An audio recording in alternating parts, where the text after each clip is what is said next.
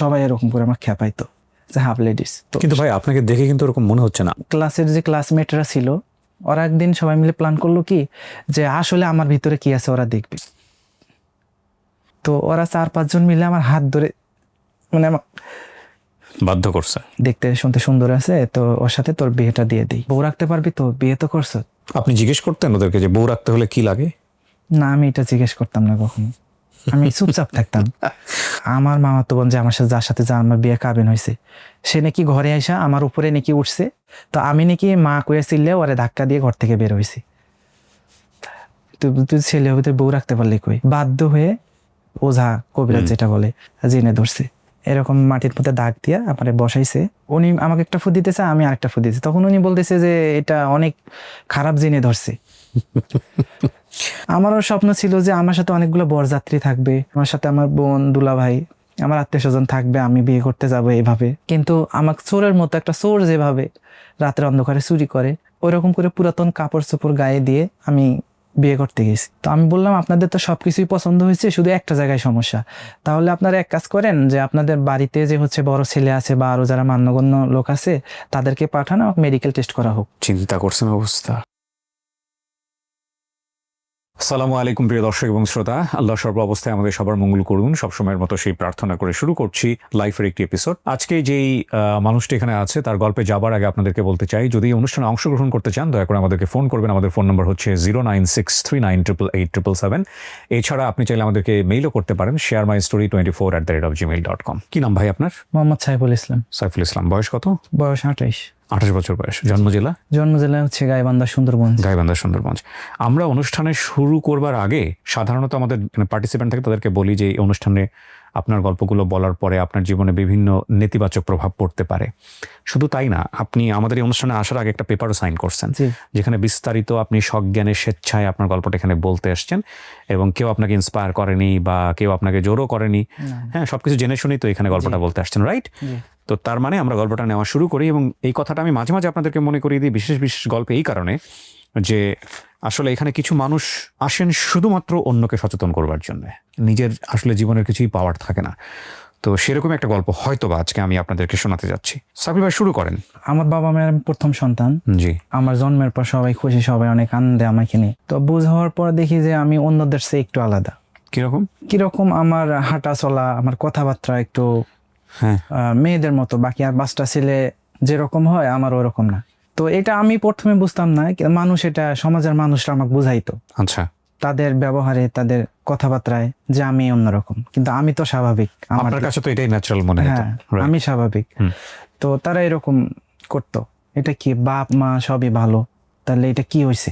কোনো শব্দ ইউজ করতো? হ্যাঁ, শব্দ ইউজ। কিরকম? যে মহিলাদের মতো চাল চলন। এমন কেন? আমার আব্বা হচ্ছে আবার হুজুর মানুষ, তো এই কারণে তো হুজুর মানুষের পোলাপান এরকম হবে কেন? এগুলা বলতো? এগুলা বলতো। আপনার বয়স কত তখন? তখন হচ্ছে ওরকম 4-5 বছর।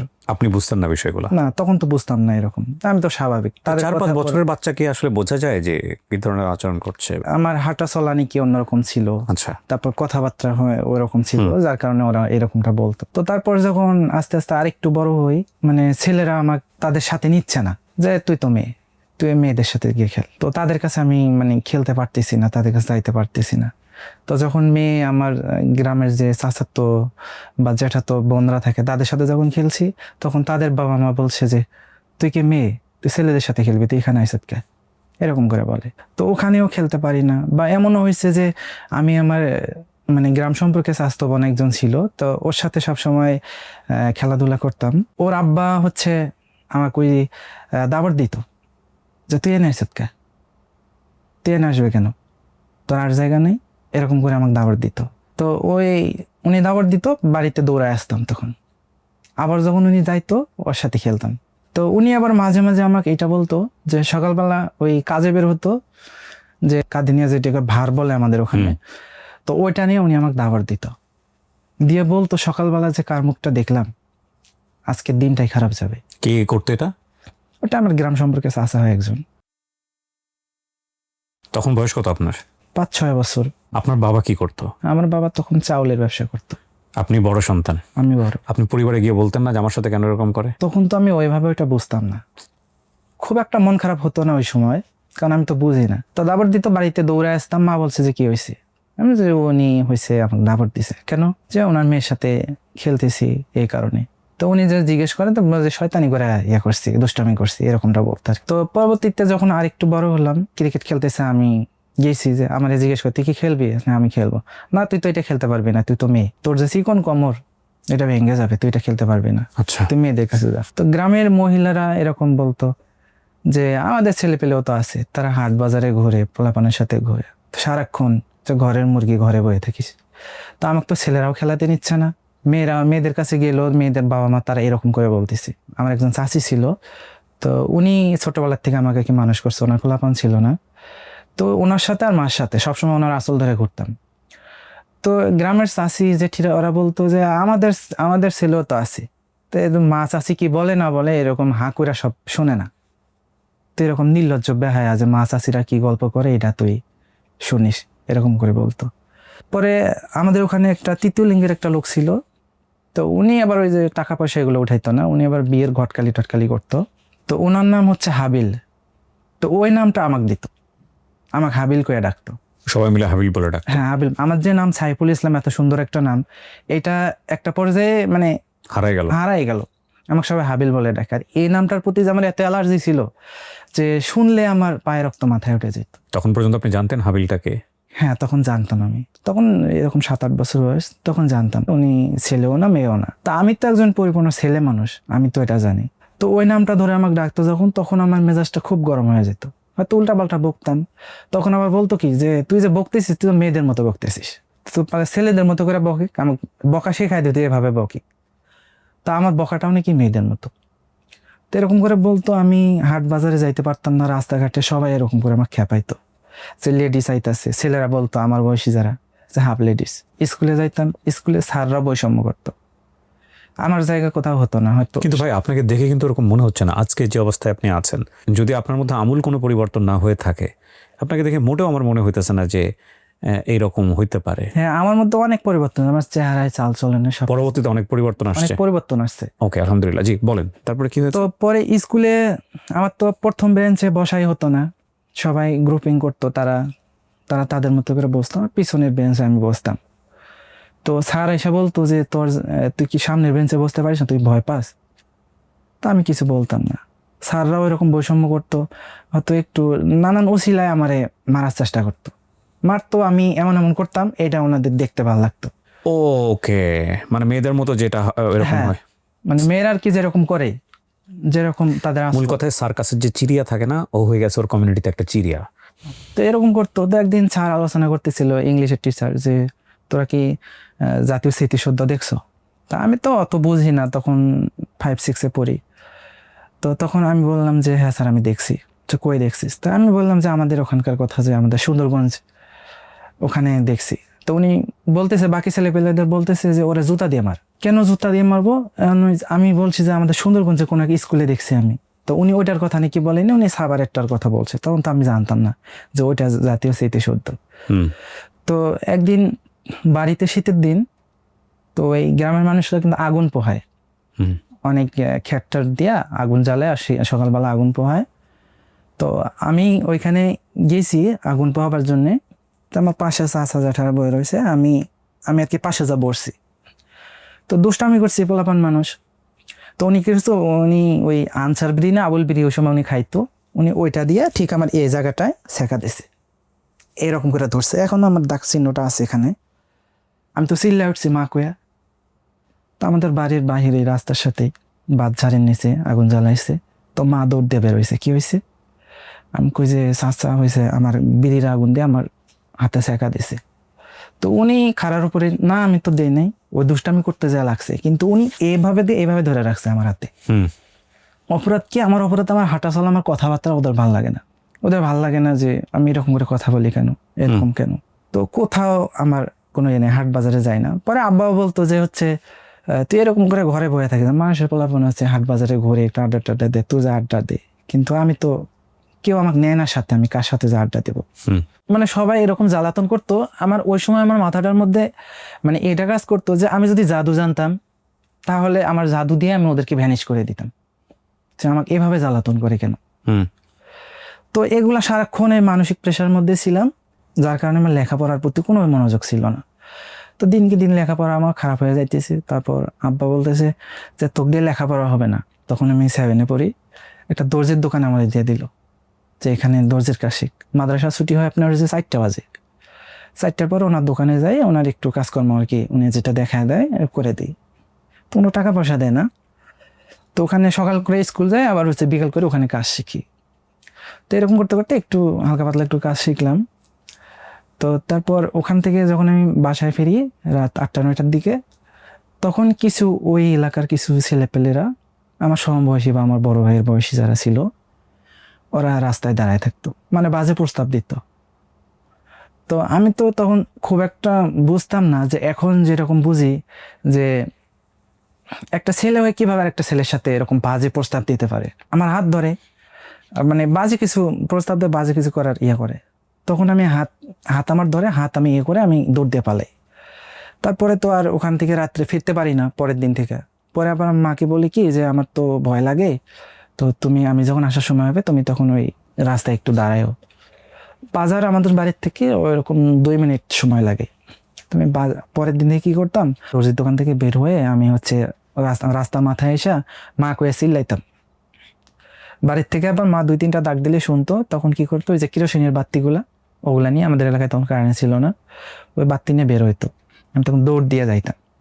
তো বাজারে আসতে পারতাম না, ছেলেপেলেরা আমাকে এরকম করে জ্বালাতন করতো। তো তখন গ্রামের মানুষের কোনো অভিযোগের শেষ নাই। একজনের মুখে একটা গান শুনছে, ওইটা হয়তো গুনগুন করে গাইতেছি, এই তুই মুন্সি মানুষের ছেলে, তুই এরকম করে গান গাইতেছিস কেন? তো এগুলা নিয়ে আব্বার কাছে বিচার দিত। আব্বা অনেক দিন ধরে আমারে মারছে, যে মানুষ তোর নামে এত বিচার দেয় কেন। মার কাছে এসে কইতো যে আপনার ছেলে ওই দেখেন যে ওখানে নাচতেছে, গান গাইতেছে, এরকম করে বলতো। তো মা ওরকম বকাঝকা করতো। আপনার বাবা মুন্সি মানে কি মসজিদের ইমাম ছিল? হ্যাঁ, উনি একটা সময় মুক্তব পড়াইতো, ওকে, আবার হচ্ছে ইমামতিও করছে, মুয়াজ্জিনও করছে। জি।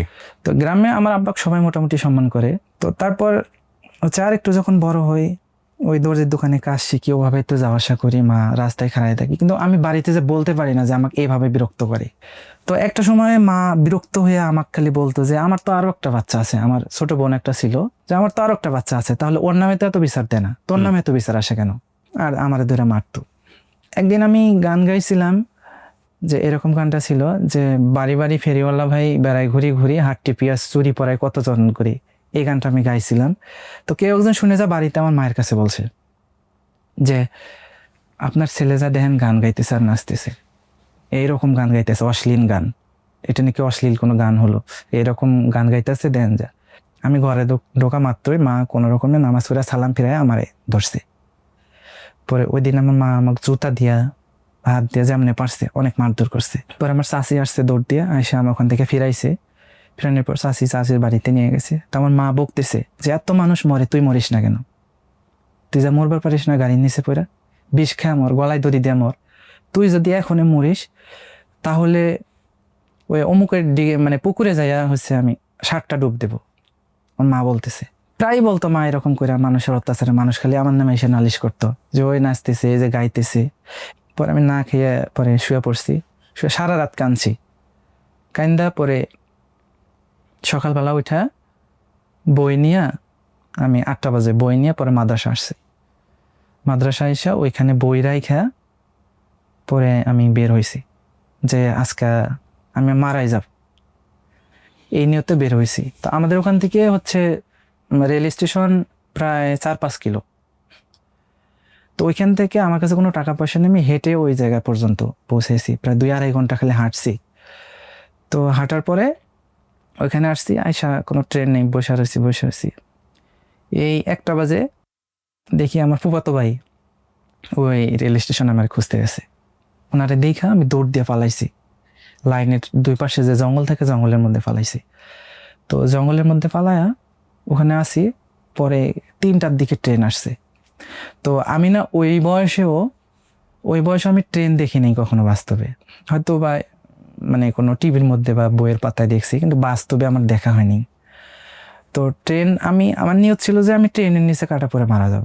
ওখানে ট্রেনটা যখন আসলো তখন আমি সামনে দাঁড়াইছি যে ট্রেনের নিচে পরে আমি মারা যাব। তবে যেহেতু সামনাসামনি কোনোদিন ট্রেন দেখি নাই, মানে অত বড় ট্রেন দেখে আমি ভয় পেয়ে গেছি যে এই ট্রেনের নিচে পড়লে আমি শেষ। কিন্তু আসলেই তো আমি ওখানে শেষ হতে মানে গেছে। গেছি, কিন্তু ওখানে তখন আমার ওই সেন্সটা আর নাই যে আমি এই ট্রেনের নিচে পড়লে শেষ। তো ট্রেনটা এসে স্টেশনে দাঁড়াইলো, পরে আমি কি করলাম, ট্রেনে সামনে না দাঁড়ায় ট্রেনে উঠলাম। পরে ট্রেন কই যাবে কোথায় যাবে আমি জানি না, আসতে থাকলাম পুরা রাস্তা কাঁদতে কাঁদতে আসলাম। তো প্রায় 3টা-4টা বাজে আইসা ট্রেনটা দাঁড়াইলো, তখন দেখি মাইকে অ্যানাউন্স করতেছে কমলাপুর নাকি ওইটা। ওকে, তখন জানি যে ওইটা কমলাপুর, কিন্তু তার আগে আমি জানতাম না যে হচ্ছে আমি কোথায় যাব। মানে এইসব ঘটনার কারণে আপনি বাড়ি ছাড়লেন। হ্যাঁ, ওই যে মা বললো, বয়স কত তখন আপনার? তখন হয়তো 13-14 বছর। এই প্রথম আপনি ঢাকা শহরে আসলেন? হ্যাঁ, তো তখন আসলাম ওখানে কমলাপুরে নামলাম, দেখি কমলাপুরে নামার পর দেখি অনেক মানুষ ওই প্ল্যাটফর্মে শুয়ে রয়েছে হুম। স্টেশনের মধ্যে। তো আমি ওখানে বসলাম, বসার পর বসে থাকলাম, পরে সকাল হলো। সকাল হওয়ার পর ওখান থেকে আমি বের হলাম। And বের হয়ে এখন আমি কোথায় যাবো, আমার তো কোনো ঠিকানা নেই। আমি যখন ওই দর্জির দোকানে কাজ করি, তো ওখানে আমার মাঝে মাঝে অনেকে ইয়া করতো যে তুই এখানে আসিস কেন, তুই এখানে এগুলা কাজ শিখে কি করবি, লেখাপড়া করে কি করবি, তুই তুই ঢাকা যা, টাকাগুলো হাতে তালি দিলেই তুই টাকা পাবি। তো আমি তো বুঝতাম না যে হাতে তালি দিলে কিসের টাকা পাওয়া যায়। পরে আর কি আমি যখন ঢাকা আসি, তো আমি জানি না আমি কোথায় যাব, কার কাছে যাব। রাস্তা দিয়ে হাঁটতেছি হাঁটতেছি, সারাটা দিন খালি হাঁটলাম, তো কোথাও কোনো ইয়া নেই।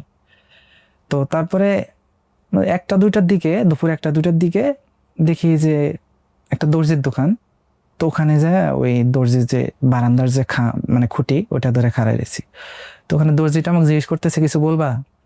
তো আমি বললাম যে আমি এই কাজ জানি, তো আমাকে নেন, আমি কাজ করতে পারেন। যে তোমার থাকো কই, আমি বলি, "আমি থাকি কই মানে বাড়ির থেকে আমি রাগ করে আসছি, আমার বাড়িতে সৎ মা", এমনি বলছি। মানে মার উপরে অনেক রাগ ছিল। তখন তো বুঝতাম না যে মাও তো হয়েছে মানে মানসিক প্রেশারের কারণে এরকম করে আমাকে বলে। তখন উনি কোন না, এরকম করে অনেক ওসিলা করে অনেক তোমার মতো বয়সের পোলাপানা আসে, আইসা পরে চুরি করে নিয়ে পালাই, তোমার কোন বিশ্বাসে আমি নেব, তুমি যাও এখান থেকে। তো আমি তারপরে ওনার কথা শুনতেছি না, ওখানে দাঁড়ায় রয়েছি। তো অনেকক্ষণ থাকার পর বলতেছে যে তুমি কি কাজ পারো, যে আমি এটা সেলাবার পারি।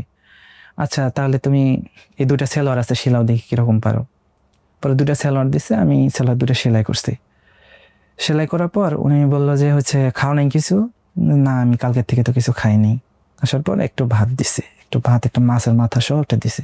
তো আমি তো 2 দিন ধরে না খাওয়া, তো এখন আমার ওইটুকু ভাতে কিছুই হয়নি।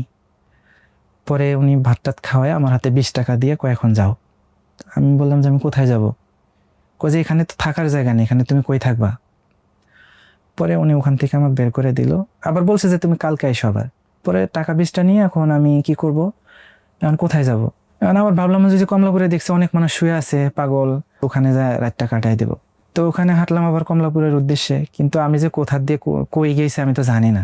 তো কমলাপুর খুঁজতেছি বাকি বেলা খুঁজতেছি, কিন্তু কমলাপুর পাইতেছি না আমি। পরে এক রিক্সাওয়ালাকে জিজ্ঞেস করলাম যে এখানে কমলাপুর কোথায়, কই এখান থেকে অনেক দূরে, তুমি রিক্সা উঠো আমি তোমাকে পৌঁছায় দিই। তো ভাড়া কত, বললো 15 টাকা। আমার কাছে আছে 20 টাকা। পরে রিক্সা উঠলাম, 4-5 মিনিটের মধ্যে আমার কমলাপুর নিয়ে আসা, বলতেছে ওই যে ওই ওভারব্রিজ দিয়ে যাও। তো কমলাপুরের ওখানে আইসা ফুটপাতে যে দোকানগুলো হয়, ওই দোকানগুলোর মধ্যে একটা রুটি কিনলাম। সম্ভবত তখন 12 সাল ছিল। তো 2 টাকা করে পাউরুটিগুলো ছিল দাম। খাইয়া পরে ওনাকে টাকা দিলাম, উনি আমাকে হচ্ছে 3 টাকা ফেরত দিল। তো পরে পানি খাইছি। তো পানি খাওয়ার পর উনি বলতেছে টাকা দিলা না। টাকা তো আপনাকে দিলাম, যে পানি যে খাইলে পানির দাম দিবা না। তো 1 টাকা গ্লাস। তখন তখন আমি বললাম যে পানির দামও দিতে হয়। তো আমার কথাবার্তা ভাবভঙ্গিতে ওখানে যে দোকানের মধ্যে 2টা ছেলে বসে ছিল, ওনারা বুঝতে পারছে যে মনে হয় গ্রাম থেকে আসছে। পরে আমাকে ডাক দিল যে তোমার বাসা কই, থাকো কই। তো পরে আমি ওই আবার একই কথা বললাম যে আমার বাড়িতে সৎ মা আমাকে অনেক মারধর করে, তো আমি বাড়ির থেকে পালাই আসি। পরে বললো যে বাড়ির কোনো ফোন নাম্বার নেই। তো আমি বললাম না, বাড়ির কোনো ফোন নাম্বার নেই। যাবা কোথায়, জানি না কোথায় যাব। কমলাপুর স্টেশনে যে থাকো, জানো তুমি কমলাপুর স্টেশনে যে হিরোইন চিরা থাকে, অনেক সময় পুলিশ আসে, পুলিশ এসে মারধর করে ইয়াতে নিয়ে যায়, এগুলো জানো তুমি, মানে অনেক ভয় ডর দেখাইতেছে। তো আমি বললাম, না আমি তো এগুলো জানি না। কয় তোমার হিরোইন চিমনি করে থানায় নিয়ে যাবে, তখন তুমি কি করবা, তখন যদি বিক্রি করে দেয়। তখন আমার একটা সময় মনে হয়েছিল যে হাতে তালি দিলেই টাকা পাওয়া যায় এরকম, যদি তাদের দেখা পাই তাহলে তাদের সাথে যাবো, আমার তো একটা থাকার একটা জায়গার দরকার। তো তাদেরকে খুঁজতেছিলাম, তাদেরকেও খুঁজে পাইনি। আমাকে অনেক ভয় দেখাইলো, দেখায় আমার কাছ থেকে নাম্বার নিল বাড়ির। বাড়িতে ফোন দিয়ে, তখন তো ওই মুহূর্তে আমার বাড়িতে তো একবার সবাই পাগল হয়ে গেছে। পরে সবাই কান্নাকাটি, বললো যে এরকম একটা ছেলে পাওয়া গেছে, আপনাদের কি ছেলে হারায় গেছে। তখন বললো যে হ্যাঁ ছেলেটা হারায় গেছে, যে আমরা পাইছি, ওনারা হচ্ছে আধা ঘন্টার মধ্যে আসেন কমলাপুর। তো এই গাইবান্ধার থেকে তো কমলাপুর আধা ঘন্টা আসা সম্ভব না, তাহলে কি করবো আমরা, একে ধরে বসে থাকবো? পরে আবার হচ্ছে আমার মামা থাকতো ওই মুগদার ওইদিকে, পরে আমার নানা বাড়িতে আমার মা যাইয়া পরে হচ্ছে নাম্বার নিয়ে এসে আমার মামার নাম্বার দিছে, পরে আমার মামাতো ভাইয়ের সাথে যোগাযোগ করে পরে ওনারা আবার ওইখানে পৌঁছায় দিছে। ওখানে থাকার পরে পরে 2-3 দিন পরে আমার আব্বা গেছে, আমার আব্বা যায় ওখান থেকে আবার আমাকে বাড়িতে নিয়ে আসছে। যখন নিয়ে আসলো তখন মনে হয় আসলে আমি চিড়িয়াখানার এক মানে বাঘ ভাল্লুক এরকম সবাই দেখতে আসছে। কেউ বলতেছে যে ওই হিজড়াদের কাছে গেছিল, আবার কেউ বলতেছে পালায়ে গেছে, মানে এক একজনের এক এক কথা। পরে বাজারে যাই, বাজারে এক কথা, হিজড়াদের কাছে গেছিলি কিরকম, তারা টাকা উঠাইছিস কিরকম টাকা দেয়, মানে এরকম বলতেছে। তা আসলে তো আমি তাদের কাছে যাইনি। পরে আমি ওই যে দর্জির দোকানে যে কাজ করতাম, ওনারা আমাকে নিচ্ছেন আর, মানে ওকে নেওয়া যাবে না, ও তো পালাই গেছে। আবার আরেকদিন পালাই গেলে আমরা করতে ক্ষতিপূরণ দেবো আমাদের দোকান থেকে যদি পালাই। পরে আমার আব্বা কি করলো, ওখানে ওনারা না নেওয়াতে পরে আমার ট্রেনিং সেন্টারে যে দর্জি কাজ প্রশিক্ষণ দেওয়ায় ওখানে 1 মাস কাজ শিখাইলো। শেখাবার পরে একটা ছোট্ট একটা মেশিন কিনে দিল, বাড়িতে আর কি ওইটা চালাই। তখন আমি ক্লাস 8-এ পড়ি আর মাদ্রাসা যাওয়া আসা করি। একটা পর্যায়ে আমার আব্বা মা সিদ্ধান্ত নিল কি যে মানুষ যেহেতু এরকম করে বলে তাহলে বিয়ে দিয়ে দিই। কত বছর বয়সে? তখন আমার 15 বছর এরকম, 14-15। কি বলেন? আমি তখন কেবল নিউটেন। আচ্ছা, তারপর?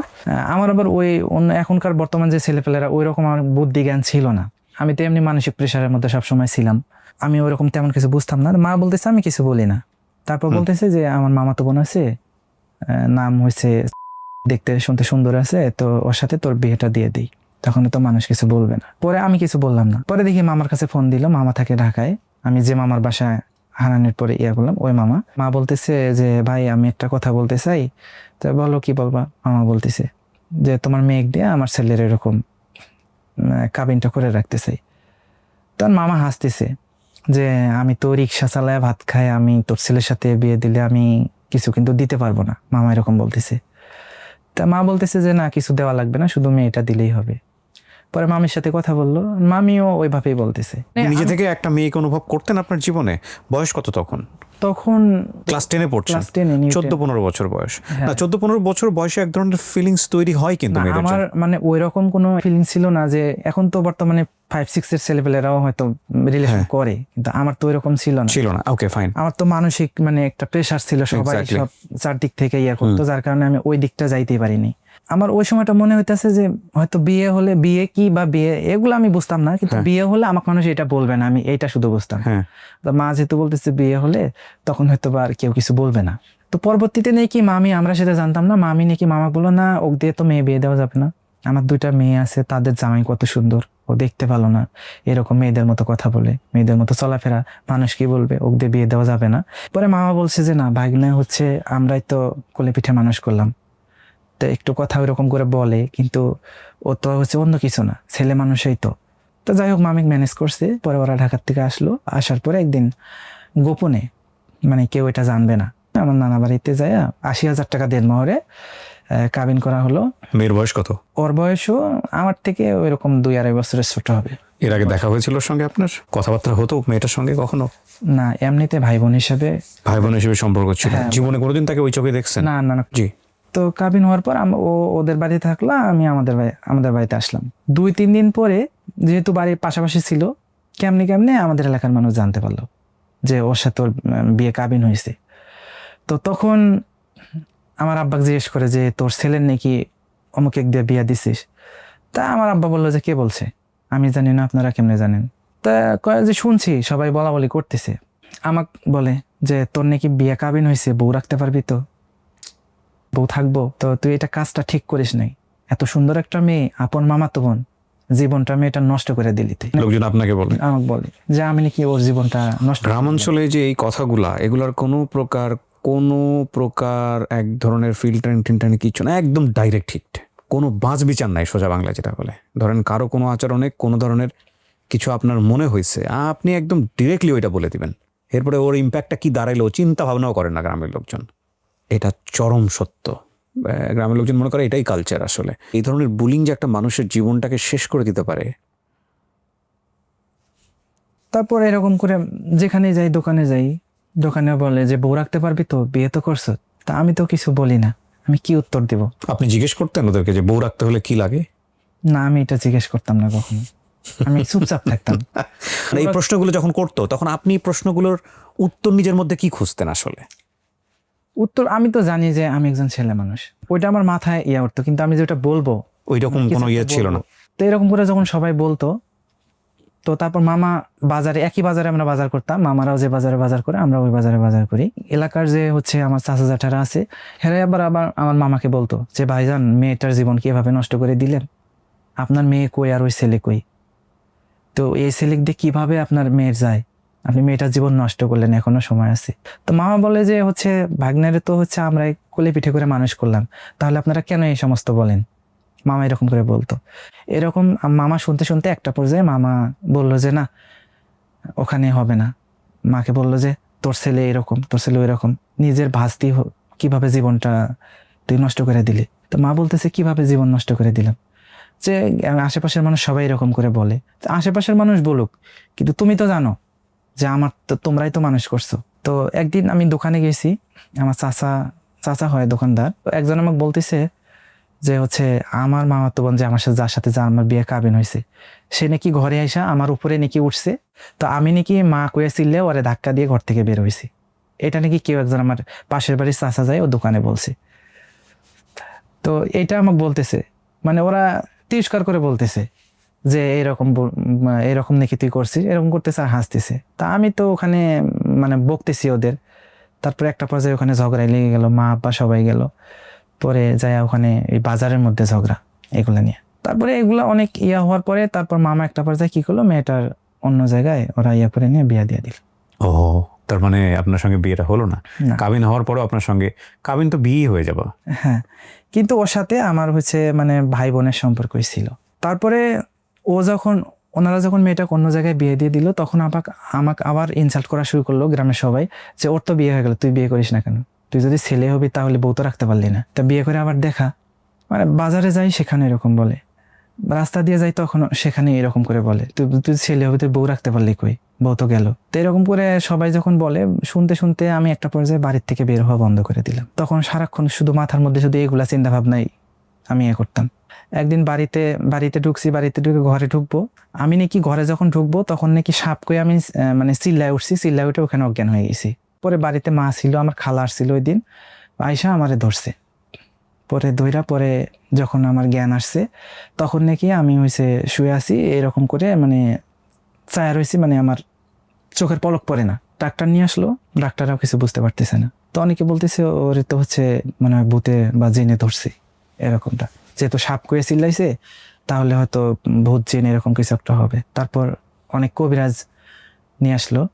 আমার আব্বা যদি হুজুর মানুষ এগুলো মানে ফকির ফকরা কবিরাজ এগুলো বিশ্বাস করে না, বাধ্য হয়ে মানে ফকির নিয়ে আসছে, মানে যেটা যে কি বলে ওঝা কবিরাজ যেটা বলে, নিয়ে আইসা ওরা বলতেছে যে হচ্ছে জিনে ধরছে, জিন হচ্ছে সাপ জাতি, জিনে ধরছে। এরকম মাটির মধ্যে দাগ দিয়া আমারে বসায়া মানুষ তো অনেক, বসায় আমার পিছন থেকে একজনে ধরছে। তো উনি জাদু মন্ত্র আমার সামনে করতেছে, পরে আমারে ফু দিতেছে, উনি আমাকে একটা ফু দিতেছে, আমি আরেকটা ফু দিতেছি। তখন উনি বলতেছে যে এটা অনেক খারাপ জিনে ধরছে। আপনি এই জিনিসগুলো পরবর্তীতে কারো থেকে শুনছেন নাকি হ্যাঁ, আপনার মনে? শুনছি ওই সময় আপনার সেন্স ছিল না, আপনি কি ওই সময় করেছেন? আমি জানি না যে আমি কি করছি। তো বলতেছে যে অনেক খারাপ জিনে ধরছে, এটা আমার দ্বারা সম্ভব না। তো আমি এক ওঝার নাম্বার দিতেছি, আপনারা তারে ডাকেন। আবার ওই বড় ওঝারে ডাকা হলো, উনি আসলো। আমার এই আঙ্গুলটা বা এই আঙ্গুলটার মধ্যে একটা রশি দিয়া পেঁচায়া দুইজন দুই দিক দিয়ে টানে। আমি তো ব্যথায় চিল্লাইতেছি, ওরা বলতেছে যে জিন চিল্লাইতেছে, কিন্তু আপনি তো ব্যথাতে ছিল। আমি তো ব্যথা পাইতেছি তখন, আমার এইটুকু মনে আছে। তো হঠাৎ আমি এরকম অজ্ঞান হয়ে যাইতাম, আর ওই যে একদিকে শুধু তাকায় থাকতাম। আমার চোখের কাছে যাই ধরুক আমার চোখের পলক পড়তো না। পরে এরকম করতে করতে এই ওঝা সেই ওঝা অনেক ওঝা আসতো, তাদের যে নিয়ম কানুন এগুলা করতো, কিন্তু কোনোভাবেই কোনো কাজ হইতেছিল না। আমি এমনি একদিকে হয়তো সকালবেলা হাঁটতে গেলাম, আমার খোঁজ নাই, আবার এমনি এক জায়গায় বসে থাকতাম।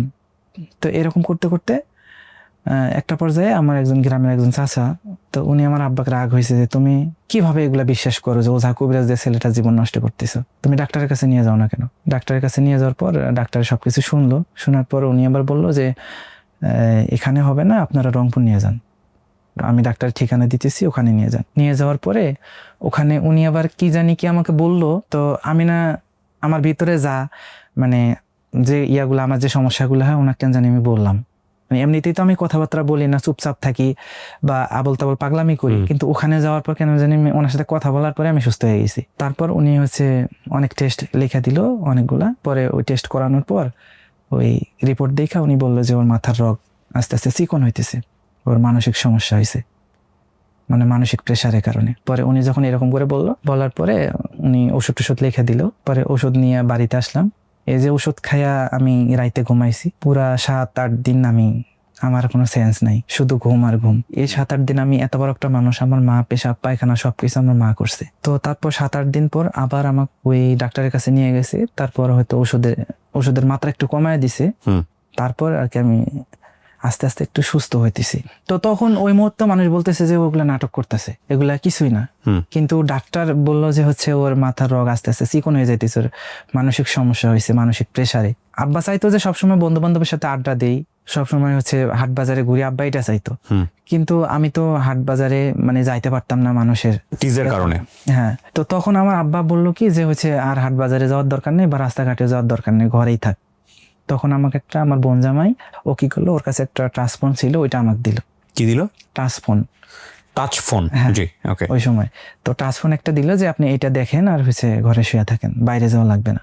তো বাইরে গেলে মানুষ উল্টাপাল্টা কথা বলে, যেহেতু মানসিক সমস্যা, আবার যদি মানুষ উল্টাপাল্টা বলে আবার সমস্যা বাইরে যাবে, যার কারণে উনি আমাকে ফোনটা দিল। তো আমি ওই ফোনের মধ্যে সারাদিন আর কি ওই গান টান মেমোরি লোড দিয়ে দেয়, তো ওখানে দেখি।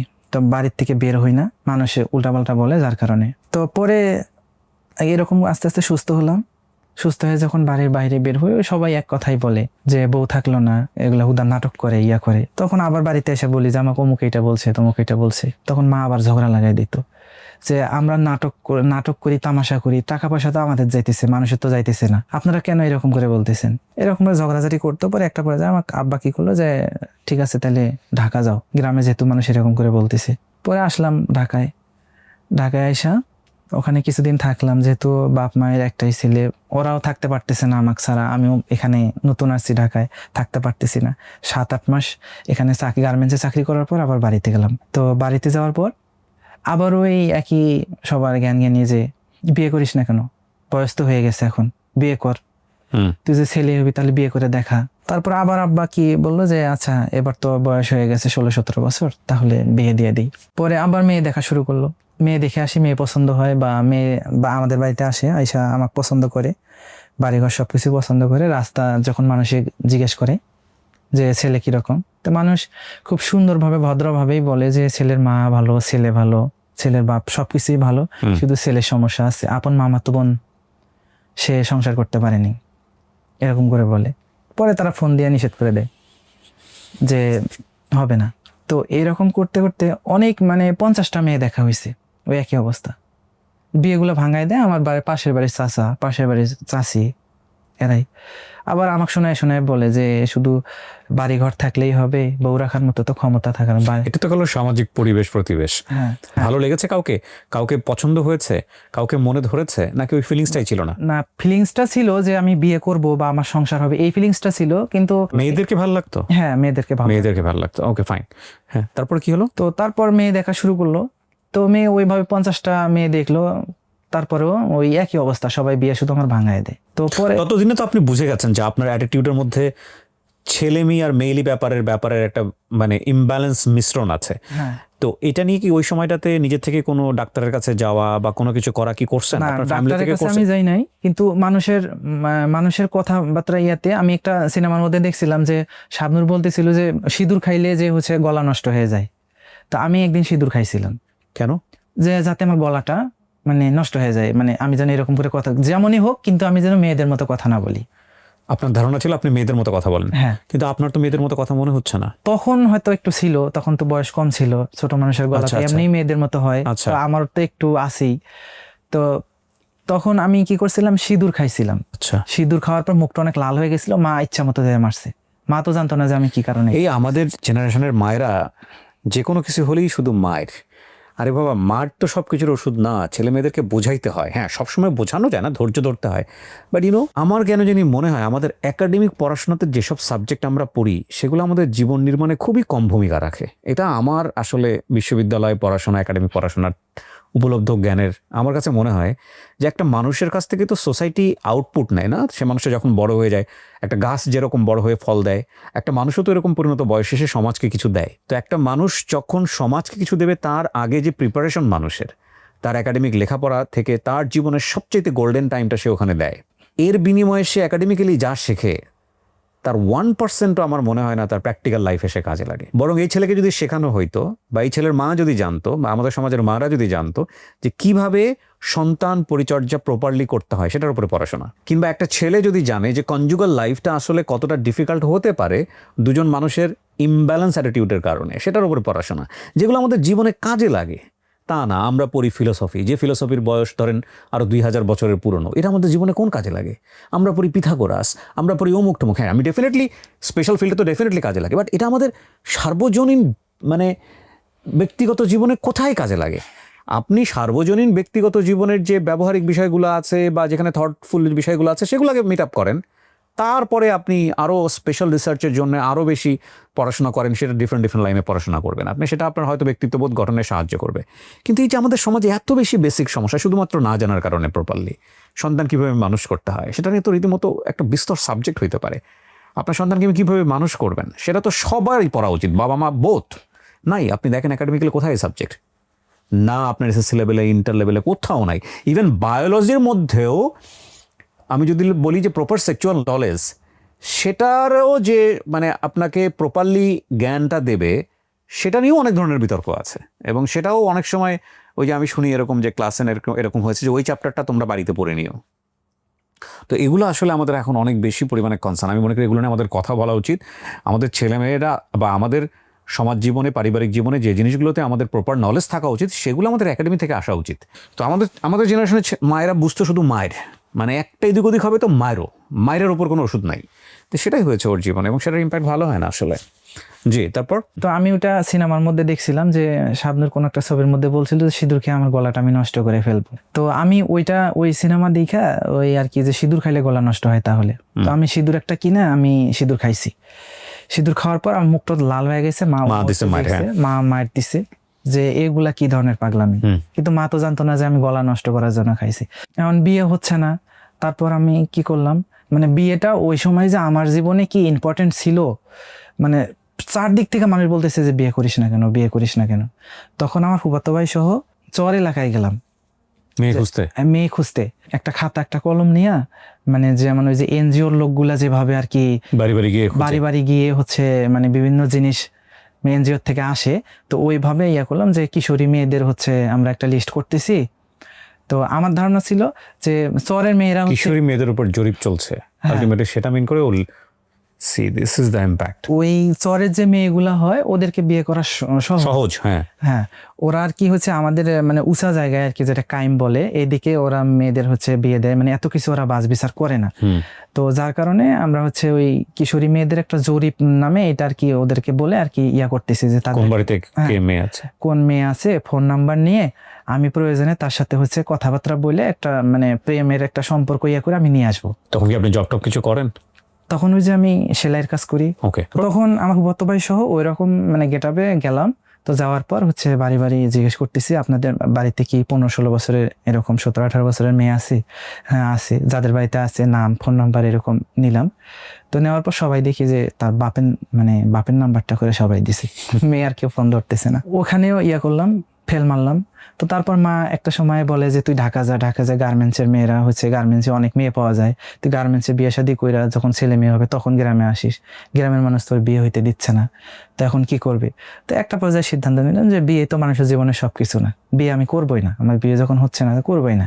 আমার ছোট বোনের জামাই ও আমার বিয়ের জন্য অনেক চেষ্টা করছে। তো তারপর হচ্ছে আমার বোন জামাই অনেক মেয়ে খোঁজাখুঁজির পরে আমরা একটা মেয়ে দেখছিলাম। তো ওই মেয়েটা সবকিছু পছন্দ হয়েছে, ওরা কি একটু গরিব, তো গরিব হলে আর কি সব পছন্দ হয়েছে, কিন্তু ওই একই অবস্থা সবাই গ্রামে বলছে যে হচ্ছে ছেলে ভালো না, মেয়েটার জীবন নষ্ট হয়ে যাবে। তো তখন ওরা আর কি পিছনে ইয়া হয়েছে। তারপর আমার বোন জামাই কি করছে, ওদের সাথে যোগাযোগ করে ওদের সাথে আর কি একটু ভালো সম্পর্ক তৈরি করে অনেক বোঝাবার পরে ভাই বোনের সম্পর্ক তৈরি করার পরে তো ওই মেয়ের মায়ের নাম্বার আমাকে নিয়ে এসে দিছে। তো নিয়ে আইসা পরে হচ্ছে আমি আমার মানে মেয়ের মায়ের কাছে ফোন দিছি, দিয়া বললাম যে আন্টি আমি অমুক। তো উনি বললো যে তুমি ফোন দিছো কেন এখানে? তো আমি বললাম আপনাদের তো সবকিছুই পছন্দ হয়েছে, শুধু একটা জায়গায় সমস্যা। তাহলে আপনারা এক কাজ করেন যে আপনাদের বাড়িতে যে হচ্ছে বড় ছেলে আছে বা আরো যারা মান্যগণ্য লোক আছে তাদেরকে পাঠানো, মেডিকেল টেস্ট করা হোক। চিন্তা করছেন অবস্থা, তো আমাকে মেডিকেল টেস্ট করা হোক। কতটা অমানবিক অবস্থার মধ্যে দিয়ে একটা মানুষকে যাইতে হচ্ছে। একটা মানুষকে যদি ধ্বংস করে দিতে হয় আমাদের সোসাইটিতে, তার পুরুষত্ব নিয়ে কথা বললে একটা পুরুষের আসলে আর কিছুই থাকে না, কিছুই থাকে না, এবং সেটাও জন্মের পর থেকে ফেস করতেছে। এটা আপনি বলছেন। হ্যাঁ। তারপর আমি বললাম যে আন্টি আপনার বাড়িতে আপনার বড় ছেলে আছে বা আরো কেউ আছে, তাদেরকে আসুক, হ্যাঁ। পাঠান, আমাকে মেডিকেল টেস্ট করান। যদি হচ্ছে আপনাদের মনে হয় যে ঠিক আছে আমাকে মেয়ে দেওয়া যাবে তাহলে দেন, আর না হলে তো কোনো কথাই নেই। তো তখন ওনার আর কি এই কথাটা আর কি ওনার একটু মনে দাগ কাটছে। তখন উনি বলল কি যে হচ্ছে ঠিক আছে আমি হচ্ছে কথা বলে দেখতেছি সবার সাথে। তখন উনি বাড়িতে বলছে যে আমি দেবো ওই জায়গায় মেয়ে, যেহেতু সবকিছু আমার পছন্দ হয়েছে, মেয়ে ওই জায়গায় দেবো। ছেলে যদি হচ্ছে তার যদি সাহস না থাকে, সে যদি পুরুষে না হবে তাহলে এত বড় সাহসের কথা বলতে পারবে না। তখন উনি সবাইরে করে তারপর কি করলো যে বিয়েটা ওখানে হবে না, বিয়েটা হবে মেয়ের বড় বোনের বাসায়, তাও আবার গোপনে হবে। গোপনে হবে? হ্যাঁ, এটা মেয়ে পক্ষ থেকে বলছে? মানে মেয়ে পক্ষ থেকে না, এটা হচ্ছে আমাদের বাড়ির থেকে বলছে। কেন? যাতে করে কেউ ভেঙে না দিতে পারে, বিয়েটা কেউ ভেঙে দিতে না পারে। তো তারপর ওনারা কি করলো, ওদের হচ্ছে ওই মেয়ের বড় বোন আছে, ওদের বাড়িতে আর কি বিয়ের আয়োজন করলো। তো এটা গ্রামের তেমন কেউ জানে না, শুধু আমার বোন জামাই, আমি, মানে বাড়ির সবাই আর কি। তো রাতের অন্ধকারে আমি আমার পুরাতন একটা শার্ট, পুরাতন প্যান্ট পরে, স্যান্ডেল পায়ে দিয়ে অটোর মধ্যে করে বিয়ে করতে গেলাম। মাথায় কোনো মুকুট নাই, নতুন কোনো কাপড় চোপড় নাই। প্রতিটা ছেলেরই স্বপ্ন থাকে যে আমার বিয়েতে আমি এরকম শেরওয়ানি পরবো, বা একটা মেয়ের স্বপ্ন থাকে আমি বেনারসি পরবো। কিন্তু আমার ভাগ্যে এগুলো হয়নি। আমারও স্বপ্ন ছিল যে আমার সাথে অনেকগুলো বরযাত্রী থাকবে, বা হচ্ছে আমার সাথে আমার বোন, দুলাভাই, আমার আত্মীয় স্বজন থাকবে, আমি বিয়ে করতে যাবো এইভাবে আনন্দ ফুর্তি করে। আমার মনে এরকম ছিল। কিন্তু আমাকে চোরের মতো, একটা চোর যেভাবে রাতের অন্ধকারে চুরি করে, আমি ওইরকম করে পুরাতন কাপড় চোপড় গায়ে দিয়ে আমি বিয়ে করতে গেছি। তো যাওয়ার পরে ওখানে বিয়ে হলো, বিয়ে হওয়ার পর বউ নিয়ে আসলাম। তো দেখি আশেপাশে মানুষ বলতেছে আবার যে বউ কি থাকবে, আবার যে কার মেয়ের জীবনটা নষ্ট করলো, এরকম করে বলতেছে। তো পরে সকালবেলা আমাদের বাড়িতে যতটুকু আয়োজন করার আর কি, ওদের বাড়ির লোকজন আসলো, পরে দেখে গেল সবকিছু ঠিক আছে। আবার ফোন দিয়ে জিজ্ঞেস করতেছে আপনার ওয়াইফকে, হ্যাঁ, যে সবকিছু ঠিক আছে কিনা, এরকম জিজ্ঞেস করতেছে। 2018 সালের জানুয়ারির 18 তারিখে আমার বিয়ে হয়। তারপরে 2-3 মাস পরেই আমার বউ কনসেপ্ট করে পরে বাচ্চা যেদিন হবে, আমার বউ আমার তার বাপের বাড়িতে। পরে আমার সম্বন্ধী ফোন করে বলতেছে যে সাইফুল তোমার মেয়ে হয়েছে, মানে অসুস্থ খবর আমাকে দেনে, সরাসরি বাচ্চা হওয়ার খবর এনেছে সকালবেলা। তো তখন আমি ফোনটা রাইখা অনেক কাঁদতেছি। তো মা দূর দেশে কয় কি হয়েছে, তো আমি তো শুধু কাঁদতেছি যে আমার মেয়ে হয়েছে, তো বলতে পারতেছি না যে আমার মেয়ে হয়েছে, আমি শুধু কাঁদতে। মা কয় কি হয়েছে, তো বউর কোনো সমস্যা? তো পরে অনেকক্ষণ পর বললাম যে হয়েছে আমার মেয়ে হয়েছে। তো মা তখন সিনেমাটিক স্টোরি আপনারা তো নর্মালি শুনে যাচ্ছেন, যদি ওর জায়গায় নিজেকে উপলব্ধি করেন তাহলে বুঝবেন যে আমাদের সমাজের এই বুলিং একটা মানুষের জীবন কতটা ভয়াবহ করে দিতে পারে। জি, তারপর পরে মেয়ে দেখলাম, পরে বাড়িতে আসলো, এখন মোটামুটি সব ঠিক আছে। আপনার বিয়ে হয়েছে কত সালে? বিয়ে হয়েছে 18 সালে। আপনার সংসার তো ঠিক আছে হ্যাঁ, আলহামদুলিল্লাহ? এখন ঠিক আছে। ওকে, আপনার ওয়াইফের কোনো কমপ্লেইন আছে এই না, বিষয়গুলো নিয়ে? কোনো কমপ্লেন নেই। আচ্ছা, তারপরে এখন আমার বর্তমানে 2 মেয়ে। তারপর এখন অবধি আমাকে এই কথাগুলোই শোনা লাগে। এখনো শোনা লাগে? এখনো শোনা লাগে। কি কারণে শোনা লাগে? এখনো যে রাস্তা দিয়ে যাইতেছি যে এরকম করে হাঁটি কেন। আপনি কখনো প্রতিবাদ করছেন এগুলা নিয়ে? প্রতিবাদ অনেক করছি। কিভাবে প্রতিবাদ করছেন? বলছি যে হয়েছে তুমি যে এইভাবে বলতেছো যে তোমার বোনকে আমার কাছে রেখে যাও, অশ্লীল যেগুলো আসলে বলা যাবে না এখানে। তো এরকম অনেক বলছি, কিন্তু তারপরেও কে শোনে কার কথা? মানুষের বলা মানুষ বলতেই থাকে। আপনার এই এপিসোডটা আপনার এলাকার লোকজন দেখবে না আজকে আমি যখন প্রচার করছি? হ্যাঁ, হয়তো দেখবে। তাদের জন্য আপনি কিছু বলতে চান? তাদের জন্য কি বলবো, তারা একটা সময় আমাকে এইভাবে অনেক জ্বালাইছে, কিন্তু এখন আমি যখন বাড়িতে যাই, বাড়িতে যাওয়ার পর তারা বলে যে হচ্ছে আমার অহংকার। আপনার মেয়েদের বয়স কত? আমার বড় মেয়ের বয়স 7 বছর, আর ছোট মেয়ে হয়েছে 4 বছরে প্রায়। তার মানে যারা এই কথাগুলো বলেন তারা যদি বাবা হয়ে থাকেন, কিংবা তাদের যদি বাবা হওয়ার সম্ভাবনা থাকে, একটু চিন্তা করে দেখেন তো যে আপনার মেয়ের সামনে যদি আপনাকে এভাবে অপমান করা হয়, বা আপনার মেয়ের বোঝার বয়স হয়েছে, সে বুঝতেছে তার বাবাকে কিভাবে অপমান করা হচ্ছে, এটা আপনার জন্য কতটা ডিসগ্রেসফুল, কতটা অমানবিক, কতটা কষ্টের কারণ হবে। এই জন্য আমি ওকে প্রশ্ন করেছি ওর মেয়ের বয়স কত, 7 বছর। আপনারা যে কাজগুলো করেন শুধু আপনাদের গ্রামাঞ্চলের না, আমি পুরো বাংলাদেশকে এই প্রশ্নটা করতে চাই, এগুলোর ইম্প্যাক্ট কি একবার চিন্তা করেন? আমাদের সামাজিক যোগাযোগ মাধ্যমের বিভিন্ন পোস্টে আসলে দেখা যায় যে কতটা নিচু, কতটা ভয়ানক, কতটা পরশ্রীকাতর জাতি আমরা। I am sorry to say, আমি প্রত্যেকের কথাই বলতেছি। একটা ভিডিও সামনে আসছে পছন্দ হয় নাই, কারো চেহারা সামনে আসছে পছন্দ হয় নাই, কারো সাজ পোশাক পছন্দ হয় নাই, নিচে গিয়ে যে ভাষায় আপনি কথা বলেন প্রিন্ট করে যদি আপনার বাড়ির আপনার পরিচিত আত্মীয় স্বজনের সামনে প্রত্যেকের হাতে হাতে দেওয়া হয়, এবং যখনই আপনি তাদের সামনে যাবেন সবসময় আপনাকে দেখাবে এই কথাটা তুমি বলছিলা, এই কথাটা তুই বলছিলি, আপনার কেমন লাগবে বলেন তো? আপনি তো মনে করেন যে জাস্ট আমি এটা লিখে চলে আসলাম, ভিডিও নিচে লিখে চলে আসলাম, একটা কমেন্টসে লিখে চলে আসলাম, আমাকে কেউ দেখতেছে না, আমি খুব মজা পাইলাম। কিন্তু এটার কত বড় ইম্প্যাক্ট তৈরি হয় আপনি চিন্তা করতে পারছেন? সোশ্যাল মিডিয়ার উদাহরণ কেন দিলাম? সোশ্যাল মিডিয়াতে এই বাংলাদেশটা দেখা যায়। এই যে ওকে যেভাবে বুলিং করা হয়েছে বা যেভাবে টিকা টিপ্পণী করা হয়েছে, this is our real culture. কিন্তু এটা আপনি বলে আপনি চিন্তাও করতেছেন না যে এটার ইম্প্যাক্ট কতটা ভয়ানক হতে পারে ওর জীবনে, কি ফেস করে গেছে ওর জীবনে। ওর লেখাপড়া হয়নি, আপনি লেখাপড়া করতে পারছেন? লেখাপড়া করতে পারি নাই। লেখাপড়া, বন্ধু বান্ধবদের কথা বলি, আমার জীবনে কোনো বন্ধু বান্ধব ছিল না ওইভাবে। আমার যে বন্ধু বান্ধবগুলো ছিল এরা ভাবতো যে হচ্ছে তাদের প্রতিদ্বন্দ্বী আমি, যে ওরা যদি আমার সামনে কিছু বলে তাহলে হয়তো আমি মেয়েদের যে বলে দেব, এরকমটা ভাবতো। কিন্তু আমার তো এরকম ছিল না আমার মনে, যে আমি তারা কিছু বললে আমি তাদেরকে যে বলে দেব। এবং আমাদের ধর্মে এগুলো কি পরিমাণ নিষিদ্ধ করা হয়েছে, ইভেন কারোর নাম পর্যন্ত বিক্রি করতে নিষিদ্ধ করা হয়েছে। নট অনলি দ্যাট, কারোর চেহারা বিকৃত করে কার্টুন করাটাও নিষিদ্ধ করা হয়েছে। তার মানে আপনি যে একটা মানুষকে এই যে বিভিন্ন নামে বা বিভিন্নভাবে বুলিং করে বিভিন্নভাবে চিন্তা ভাবনা করছেন বা বলছেন, এটা ভয়ানক। এবং কিছু বিষ চোখে দেখা যায় না। যেমন ধরেন আপনি কাউকে একটা আঘাত করলেন, এটা চোখে দেখা যায় ও কত পরিমাণ ক্ষতিগ্রস্ত হয়েছে, কিন্তু ওই যে জিহ্বার যে ছোবলের যে বিষ, এটা চোখে দেখা যায় না। এটা ওইটার চেয়েও হাজার হাজার গুণ ভয়ঙ্কর হতে পারে। এটার হিসাব নিকাশ কিন্তু অনেক বড়, অনেক বড়। আপনি ধর্মবিশ্বাসী হলেও বড়, আর ধর্মবিশ্বাসী না হলেও মানবিক হিসেবেও কিন্তু আপনি বড়। কারণ ও কি আপনাকে ক্ষমা করবে? ধরেন ও এসে সোজা সাপটা একটা গল্প বলে গেছে, কিন্তু ও যদি খুব জিঘাংসাপূর্ণ মানুষ হয়ে থাকে, তাহলে ওর দ্বারা সমাজে কতটা ভয়ানক ক্ষতি হতে পারে। কারণ ও চিন্তা করতে পারে এই সমাজ তো আমাকে কিছুই দেয় না, এই সমাজ আমার জীবনটাকে হেল করে দিয়েছে, এই পরিবার আমাকে জীবনটা হেল করে দিয়েছে, সুতরাং I will take the revenge. তখন ও আপনার জন্য ক্ষতিকর হয়ে যাবে, ও পুরো সমাজের জন্য ক্ষতিকর হয়ে যাবে। এবং এই ক্ষতিকরের পেছনে কারণটা কি? আপনার এই বুলিংগুলা। আপনি এখন ভালো আছেন সবকিছু মিলিয়ে? এখন ভালো আছি ভাই। আর একটা কথা বলি, জি। আমার যে ছোটবেলার যে আমার মানে যে সময় আমার বন্ধু বান্ধব নিয়ে চলার কথা ছিল বা খেলার সাথে নিয়ে ইয়া করার কথা ছিল, তো আমি যখন 7-8-এ পড়ি তখন মোটামুটি বড়ই, তখন আমার ক্লাসের যে ক্লাসমেটরা ছিল ওরা একদিন সবাই মিলে প্ল্যান করলো কি যে আসলে আমার ভিতরে কি আছে ওরা দেখবে। তো আমি দাখিল মাদ্রাসায় পড়ছি, তো ওখানে হচ্ছে মাদ্রাসার পাশে একটা জঙ্গল আছে, তো ওরা 4-5 জন মিলে আমার হাত ধরে মানে বাধ্য করছে, বাধ্য মানে টানতেছে যে আমাকে জঙ্গলে নিয়ে যাবে, আমার ভিতরে কি আছে ওরা দেখবে।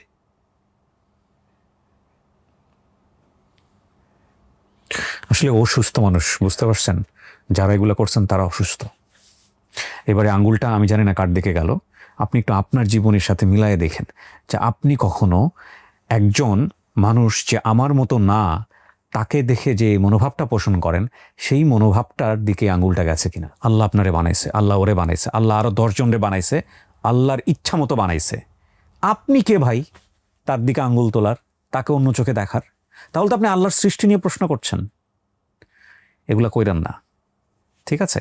এই ভিডিওটা যখন দেখবেন, আপনারা যেই দেখছেন, আপনি মনে করেন না যে আপনাকে আমি বলছি, বা হ্যাঁ আপনাকেও আমি বলতে পারি।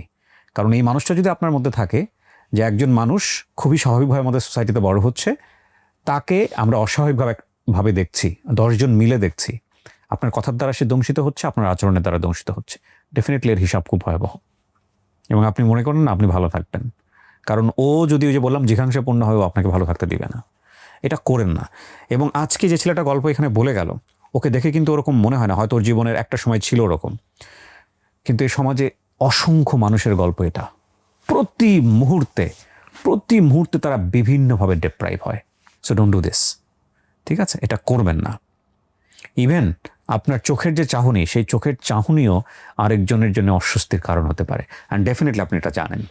আপনাকে ধন্যবাদ জানাবো যে আপনি সোসাইটিকে ফেস করলেন আজকে। আপনার এই গল্প হয়তো কিছু কিছু মানুষকে সংশোধন করে দিবে, আপনার এই চোখের কান্না হয়তো কিছু মানুষকে সংশোধন করে দিবে। আপনার মেয়েদের জন্য শুভকামনা থাকলো। আমি জানি আপনার জীবনে আপনি হয়তো আরো অনেক ধরনের অ্যাবিউজের শিকার হয়েছেন, যেগুলো হয়তো আপনি আজকে বললেন না। শেষ পর্যায়ে এসে আমি শুধু আপনাকে এই প্রশ্নটা করে শেষ করতে চাই, আপনি কেন বললেন আজকের এই সামাজিক যোগাযোগ মাধ্যমে গল্পটা? আমি এখানে আসার আগে আমি কয়েকজন যে বলছি, আমি যাদের সাথে এখন চলি ফিরি, আমার তেমন কোনো, এখানে আমি যে গার্মেন্টসে চাকরি করতেছি এখানে আমার বন্ধু বান্ধব আছে তা না, 2-1 জনের সাথে মিশি। আমি অনেকজনের বলছি যে আমার জীবনে কিছু কথা আছে, আমি আপনাদের সাথে বলতে চাই, তো কেউ শোনার সময় নেই আমার কথাগুলো। আমি যে ছোট্টবেলার থেকে এই কষ্টগুলা বয়ে বয়ে এখন পর্যন্ত আমি নিয়ে আসছি, আমি যে কের কাছে কব এই কথাগুলা, এরকম মানুষ আমি কখনো পান নাই? পান নাই, বা আমার কথাগুলি কেউ শুনতে চায় না। বরং তারা তুচ্ছ তাচ্ছিল্য করে বলছে, তুই ওখানে যা কি করবি, তুই ওখানে ভাইরাল হয়ে যাবে, সেলিব্রিটি হবে, এরকম তুচ্ছ তাচ্ছিল্য করে বলছে। না, এখানে আমি শুধু আমার কষ্টটা আমি বলার জন্য আসছি, যে আমি একটু আমার মন থেকে যদি হালকা হতে পারি, কে শুনলো না শুনলো, কে কি বললো না বললো, এজন্য না। আর আমি এজন্য আসছি যে আমার মতো যে ছেলেরা আছে তাদেরকে যেন মানুষ তাদের আপন ছোট ভাই বা আপন হচ্ছে ছেলে এরকম চোখে দেখে, দেখে যেন বলে যে তার ছেলে হলে কি সেটা বলতে পারতো, বা তার ছোট ভাই বড় ভাই হলে কি এটা বলতে পারতো। আমি চেষ্টা করে যাচ্ছি আমার মতো করে, বাট আমি মনে করি না যে আমার এই ছোট্ট একটা ভিডিও দিয়ে পুরো সমাজটা পরিবর্তন হয়ে যাবে। বাট আমি বিশ্বাস করি আমাকে হয়তো আজকে এমন কেউ একজন দেখলেন, হয়তো বিশ্ববিদ্যালয়ের একজন শিক্ষক দেখেছেন, তিনি তার ক্লাসে হয়তো এই গল্পটা বলবেন। হয়তো মসজিদের ইমাম আজকে আমার হয়তো এপিসোডটা দেখলেন, তিনি একদিন হয়তো কোনো প্রয়োজনে তার ইমামের খুতবার দিতে গিয়ে তিনি আমাদের হয়তো বা এই যে আমাদের সমাজের এই সমস্যা সেটা নিয়ে তিনি কথা বলবেন। সুতরাং এই ভিডিওগুলোর ইম্প্যাক্ট আছে, অনেক বড় ইম্প্যাক্ট আছে। এবং সার্বজনীনভাবে আমি মনে করি যে যেখানে আছেন সেখান থেকে যদি সমাজ বদলানোর জন্যে কোনো রোল আমরা প্লে করতে পারি, তাহলে এই সমস্যাগুলো থেকে আমরা একদিন বের হয়ে আসতে পারবো। এই পৃথিবীটা যিনি তৈরি করেছেন, তিনি 700 থেকে 800 কোটি মানুষ দুনিয়াতে পাঠিয়েছেন। প্রত্যেকটা মানুষের থেকে আলাদা, প্রত্যেকটা ফিঙ্গারপ্রিন্ট প্রত্যেকের থেকে আলাদা। আপনি যদি এই সার্বজনীনতাকে অ্যাকসেপ্ট করতে না পারেন, সেটা আপনার সংকীর্ণতা, আপনি আপনার সৃষ্টিকর্তাকে অস্বীকার করছেন। Don't do this. শেষ করছি আজকের মতো। আসসালামু আলাইকুম।